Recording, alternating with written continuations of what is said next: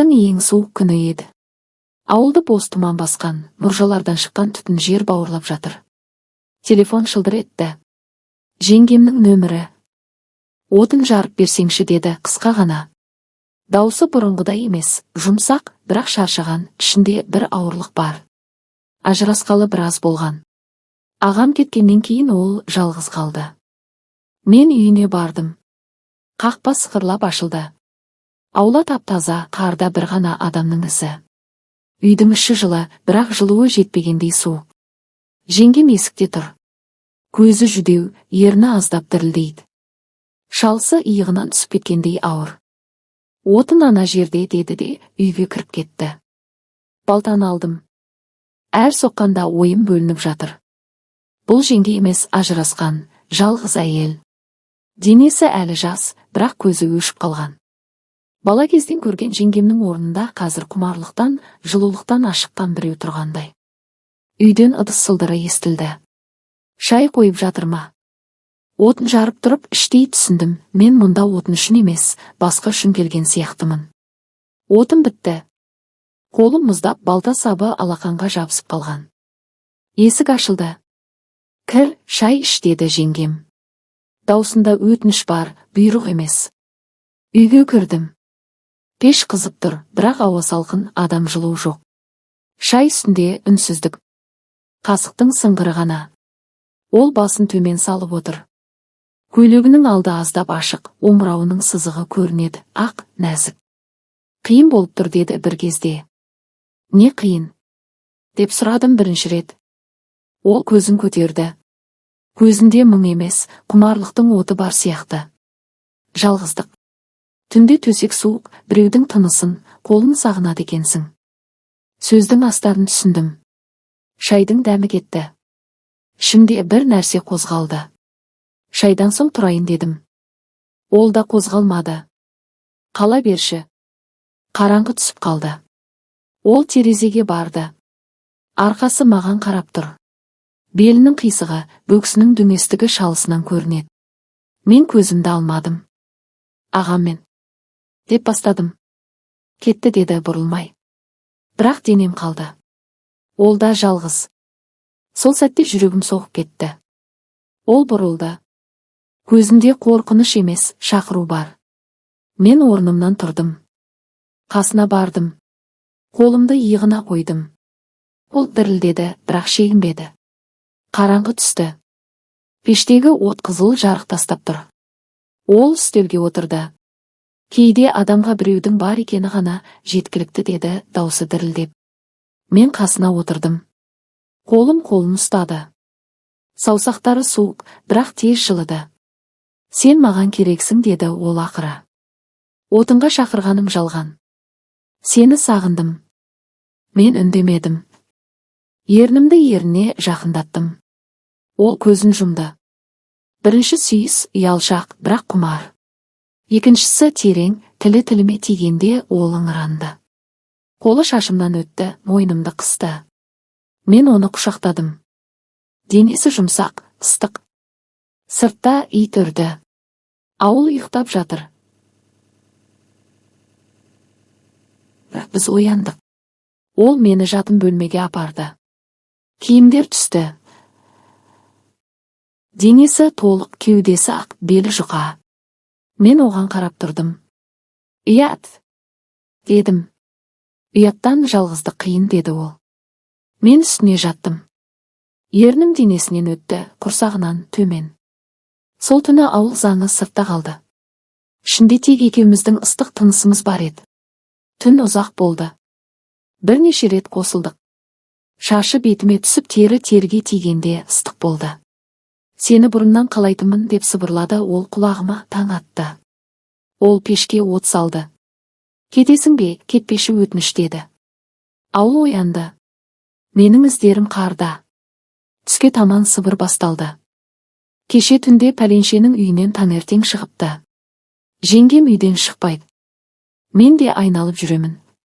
Бірақ ішімде ұят емес, құмарлық өртеніп тұр.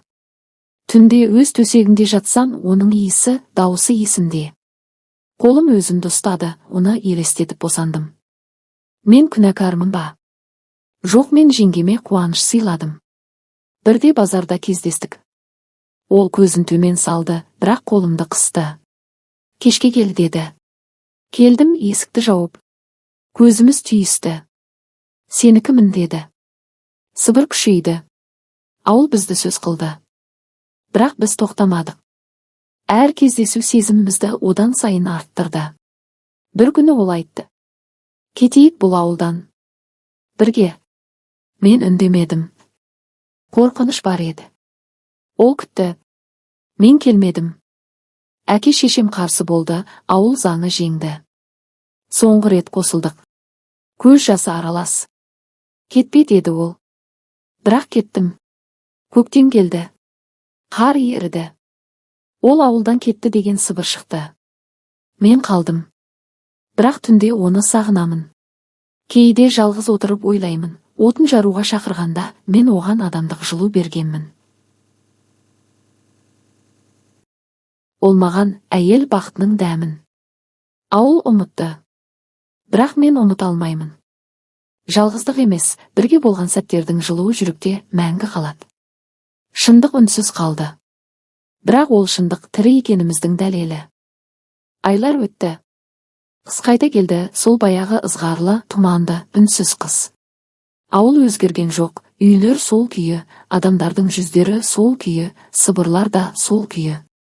Тек мен өзгергенмін. Ішімде бір жара жазылмай, бірақ тынышталып қалғандай.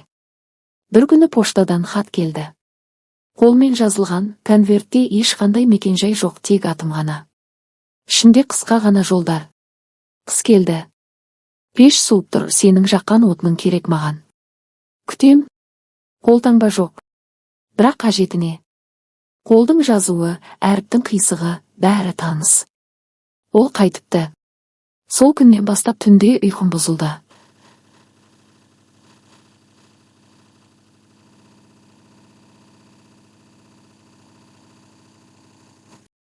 Көз алдыма жеңгем. Денем есіне түсіреді, оның иісін, терісін, нәзік даусын. Ауылда сыбыр қайта басталды. Пәленшенің жеңгесі қайтыпты дейді. Қаладан. Жалғыз.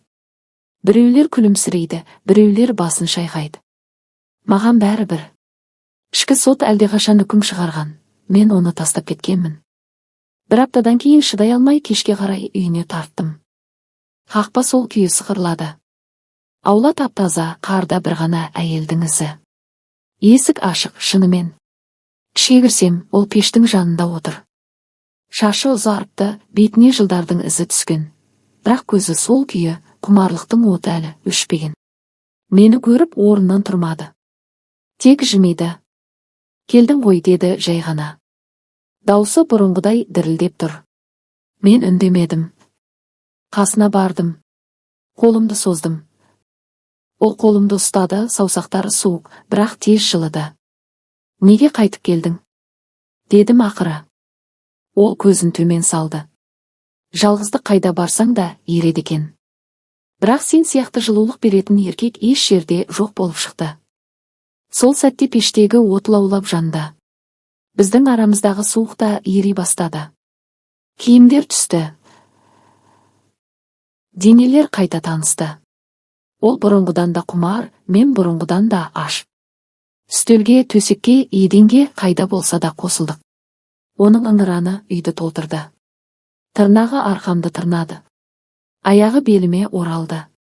Менікі бол деп сыбырлады ол шыңға шығып жатқанда. Мен жауап бермедім. Тек қаттырақ құшақтадым. Таң атқанда кетпедім. Бұл жолы кетпеймін. Сыртта қар үлпілдеп жауып жатыр. Іште екі адамның жылуы ғана бар. Ауыл сыбыры ертең басталар. Бірақ ертеңгі күннің еншісінде. Қыс бітті. Қар еріп, жер ашылып, ауылға көктемнің иісі келді. Бірақ біздің үйде қыс әлі жалғасып жатқандай еді, тек енді ол суық емес, ыстық қыс болатын. Ол қайтып келгеннен кейін біз ешқайда кетпедік. Ауыл сыбыр күшейді, атанам қарсы болып жүр. Сырттағы көздерге қарамай, іштегі отты өшірмедік. Күнде кешке мен оның үйіне баратын болдым. Кейде таңға дейін қалатынмын. Ол мені күтіп отыратын пешті жағып, шай қойып, бірақ шай суығанша ішпейтінбіз. Киімдер есік алдында қалады да, біз бірге ери бастайтынбыз. Оның денесі жылдар өтсе де өзгермеді. Мен оған әр жолы жаңадан ғашық болатындай жаным жадырап қалатын. Сенсіз өмір сүре алмайтын болып қалдым дейтін ол шыңға шығып жатқанда. Көктемде ол маған бір сыр айтты. Үстелде отырып қолымды ұстап, ішімде сенің балаң бар деді. Сөздің мағынасы бірден жетпеді. Сосын жүрегім соғып кетті. Сенікі деді ол жымиып. Көзінде қорқыныш та, қуаныш та бар. Мен оны құшақтадым. Ішін сипадым. Әлі ештеңе сезілмейді, бірақ ішінде біздің жалғастығымыз өсіп жатыр екен. Ауыл біледі. Енді сыбыр емес, ашық сөз басталды. Біреулер бетіме тіке қарап, ұят емес пе? Дейді. Әкем үйге шақырып біраз сөздер айтты. Ағайын жиналды. Бірақ мен тыңдамадым. Ол да тыңдамады. Бір күні ол маған. Кетейік деді. Бұл ауылдан алыс, жаңа жерге. Балаға басқа өмір берейік. Мен басымды изедім. Көктемнің соңында біз кеттік. 2 чемодан, 1 машина, және ішіндегі бала. Ауыл артта қалды, сыбырымен, заңымен, көзімен бірге. Жаңа қалада, жаңа ұялдық. Ол күніге семіріп, әдеміленіп бара жатты. Түнде оны артынан құшақтап жататынмын. Қолым ішінен өтеді. Бала қозғала бастады, кішкентай ғана теуіп. Біз бақыттымыз ба? Деп сұрады ол бір түні. Мен оның мойнынан сүйіп. Иә, дедім. Сыртта жаз келді. Іште жаңа өмір басталды. Ал ескі қыс мәңгіге артта қалды. Бірақ оның суығы емес, жылуы есімізде.